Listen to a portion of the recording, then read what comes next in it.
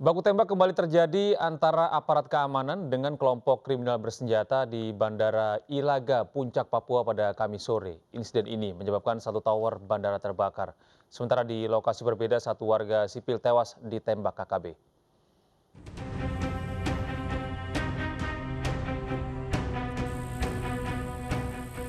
Baku tembak antara pasukan TNI Polri dengan kelompok kriminal bersenjata atau KKB terjadi di kawasan Bandara Ilaga, Kabupaten Puncak, Papua.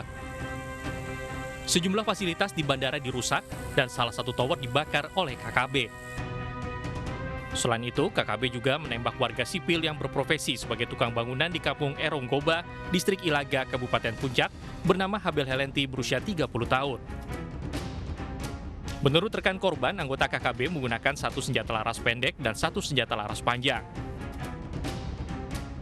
Sementara tim khusus Brimob Polda Papua menemukan 2 dari 3 pucuk senjata api yang dirampas oleh KKB saat menyerang Pospol Oksamol 28 Mei lalu. 2 senjata laras panjang yang ditemukan jenis SS1 milik Pospol Oksamol, sedangkan satu senjata api laras pendek jenis revolver belum ditemukan. Senjata api ditemukan di Kampung Bombing, wilayah yang berbatasan dengan Papua Nugini, yang merupakan rumah singgah milik KKB.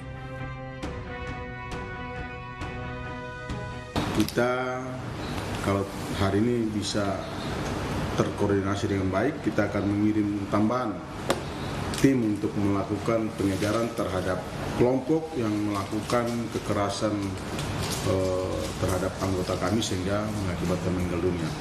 Yang mudah-mudahan bisa kita lakukan penangkapan dan bisa kita menggali kenapa sampai mereka melakukan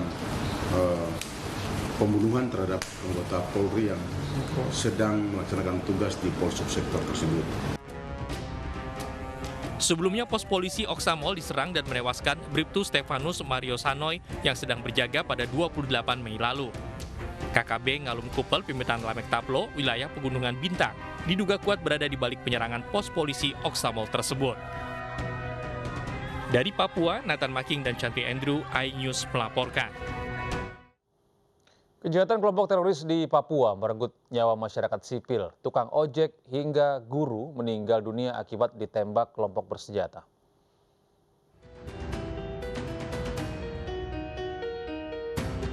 Deretan kekejaman kelompok teroris di Papua masih saja terjadi. Guru, siswa, dan tukang ojek meninggal dunia akibat ulah bengis gerombolan bersenjata.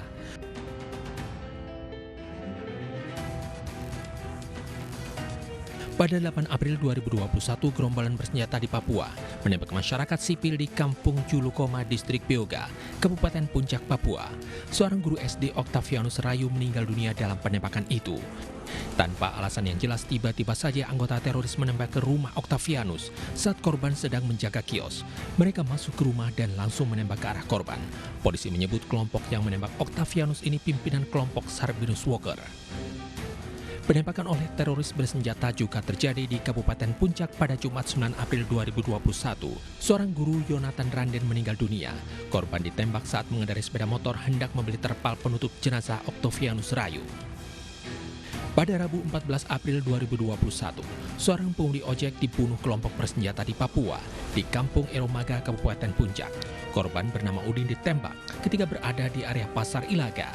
Selain menembaki warga sipil, kelompok separatis bersenjata Papua juga membakar 3 sekolah, rumah guru, hingga wakil ketua DPRD. Tim Liputan iNews melaporkan. Pemirsa, pemerintah sudah memutuskan membatalkan keberangkatan jemaah haji ke Tanah Suci dengan suara bulat. Namun Kedutaan Arab Saudi melayangkan surat keberatan kepada DPR RI yang dianggap melontarkan isu pembatalan haji karena masalah kuota.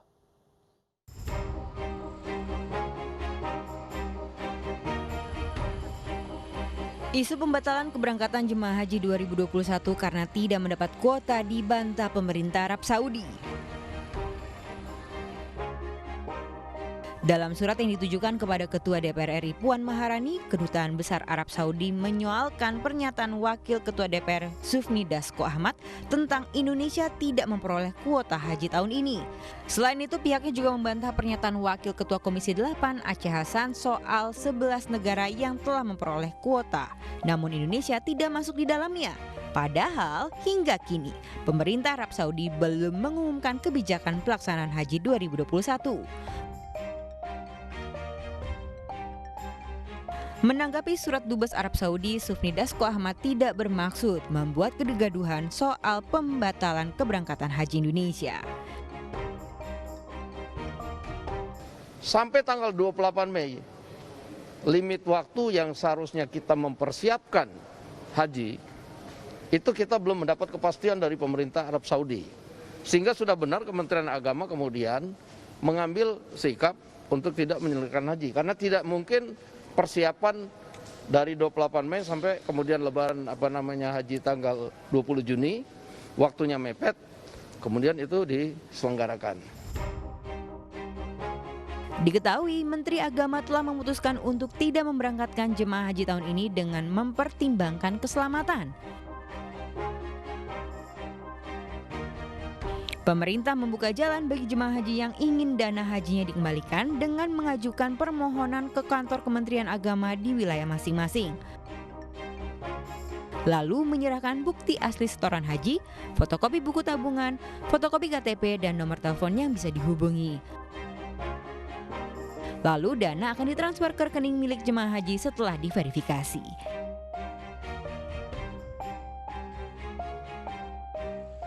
Tim Liputan iNews melaporkan. Sementara itu pemerintah mempersilahkan jemaah haji yang ingin meminta dana setoran haji dikembalikan karena merasa peluang berangkatnya semakin tipis. Dan berikut prosedur meminta kembali dana haji yang telah disetorkan.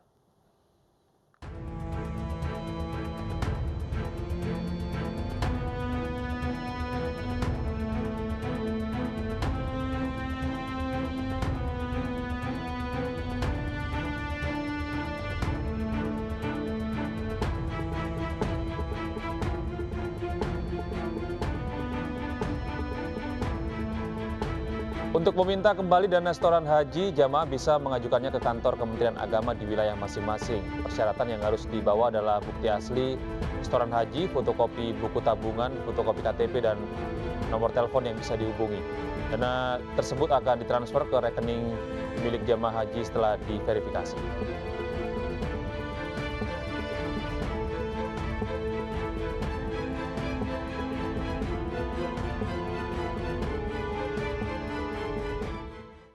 Ya pemirsa, Menteri Agama resmi menunda pelaksanaan haji 2021 akibat pandemi COVID-19. Hal itu membuat calon jamaah haji asal Medan, Sumatera Utara kecewa karena sudah 2 kali batal ke Tanah Suci.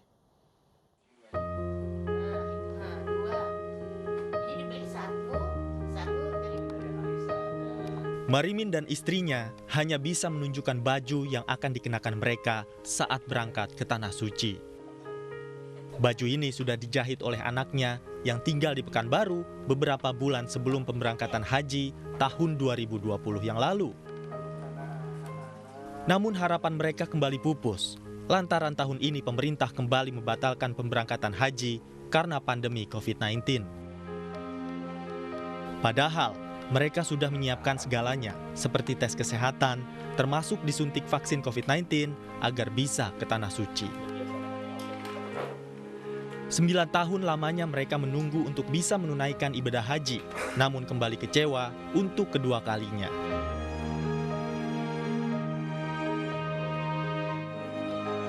Bisa berangkat tahun ini ya kan?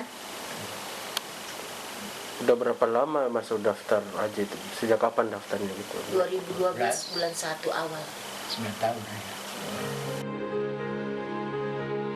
Pasangan suami istri yang sudah lanjut usia ini hanya bisa berdoa agar diberi kesehatan dan umur panjang agar bisa menjadi tamu Allah di Tanah Suci. Dari Medan, Sumatera Utara, Ahmad Ridwan Nasution, iNews melaporkan. Beralih informasi lain pemirsa, Komisi Nasional Hak Asasi Manusia Komnas HAM akan memanggil pimpinan Komisi Pemberantasan Korupsi terkait dugaan pelanggaran dalam tes wawasan kebangsaan peralihan pegawai KPK menjadi aparatur sipil negara. Rencananya para pimpinan KPK akan dipanggil pada pekan depan.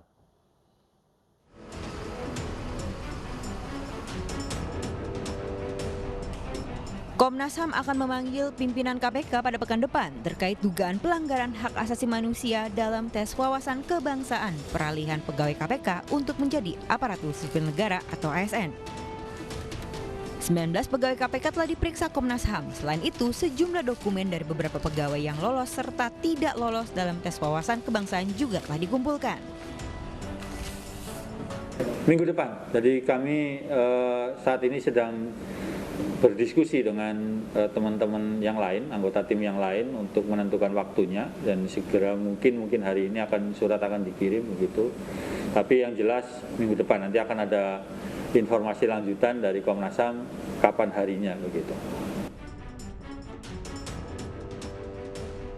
Polemik tes wawasan kebangsaan masih membayangi KPK meski 1.271 pegawai KPK telah dilantik menjadi pegawai negeri sipil. Penyidik senior KPK Novel Baswedan berpandangan tidak lolosnya pegawai KPK dalam tes wawasan kebangsaan diduga sebagai upaya untuk menyingkirkan pegawai KPK yang kritis dan sedang menangani kasus korupsi besar. Sementara itu, Ketua KPK Firly Bahuri menegaskan tidak ada upaya untuk menyingkirkan sejumlah pegawai KPK yang tidak lolos tes wawasan kebangsaan. Saya agak heran kalau ada kalimat bahwa ada upaya menyingkirkan. Saya ingin katakan, tidak ada upaya untuk menyingkirkan siapapun. Kenapa saya pastikan itu? Karena tes yang dilakukan wawasan kebangsaan diikuti oleh 1.351 pegawai. Dengan ukuran yang sama, instrumen yang sama, alat ukurnya sama, waktu mengerjakan sama, pertanyaannya sama, modulnya sama. Hasilnya memenuhi syarat 1.271 yang tidak memenuhi syarat 75. Kalau boleh saya katakan, semua dilakukan sesuai dengan kriteria, sesuai dengan syarat, sesuai dengan mekanisme, dan sesuai prosedur. Diketahui ada 75 pegawai KPK yang tidak lolos tes wawasan kebangsaan. 51 diantaranya diberhentikan, sedangkan 24 pegawai lainnya diberikan kesempatan dengan syarat menjalani pembinaan. Tim Liputan iNews melaporkan. Sementara itu, mahasiswa yang tergabung dalam Aliansi Badan Eksekutif Mahasiswa Nusantara pada Jumat siang berunjuk rasa di sekitar gedung KPK Jakarta. Mahasiswa menuntut KPK untuk tetap independen dalam mengakhiri polemik alih status pegawai KPK.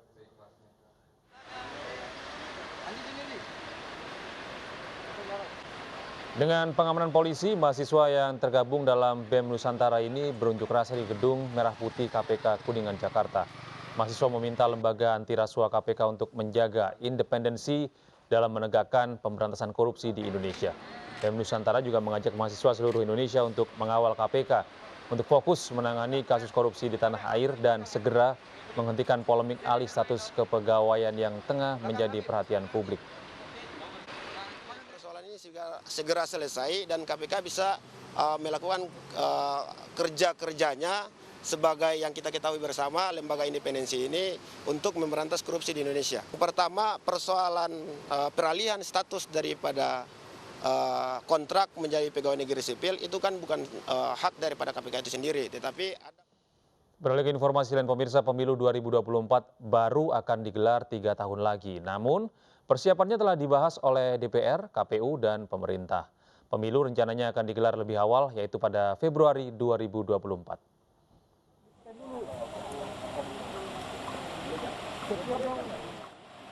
DPR, KPU, dan pemerintah telah mulai membahas penyelenggaraan pemilu 2024. Pemilu rencananya digelar lebih awal.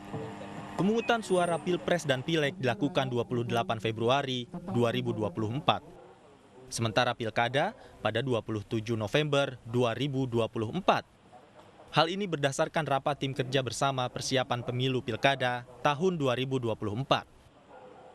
Sedang dibahas di Komisi 2. Saya belum bisa memberikan informasi karena nanti kita akan komunikasikan dengan pimpinan Komisi 2 dan tentunya akan diambil solusi yang paling bagus supaya semua berjalan lancar. Kabarnya sudah disepakati, Bang, 28 Februari ini. Iya, ini nanti kita mau komunikasi dulu dengan pimpinan Komisi 2. Pemilu diusulkan lebih awal oleh KPU agar tidak terjadi kekosongan kepemimpinan dan agar tidak terjadi irisan antara pemilu dan pilkada. Nantinya tahapan pemilu dimulai 25 bulan sebelum pelaksanaan atau pada Maret 2022. Dari Jakarta, Tim Liputan iNews melaporkan. Puluhan pengungsi Rohingya dilaporkan terdampar di perairan Aceh Timur. Informasi selengkapnya akan kami hadirkan sesaat lagi.